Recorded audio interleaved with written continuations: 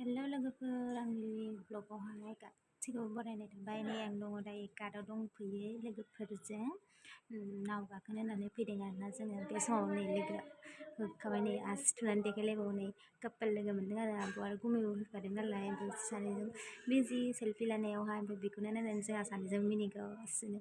बिराद मोजां बे जायगाया।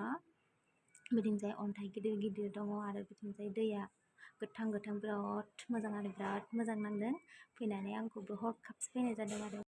ओमफ्राय नै फैनानै नुफैबाय आङो न'आवहाय। जोंहा न'आवहाय फुख्रिया दैया रानबायमोन आरो ना, बेखौहायनो ना थिखोगासिनो दङ। नै ना मानैसो दं आरो ना बेयावहाय, बांद्राय गिदिर गैया। गिदिरखौ जोंहा बोखांजोबनाय जाबाय।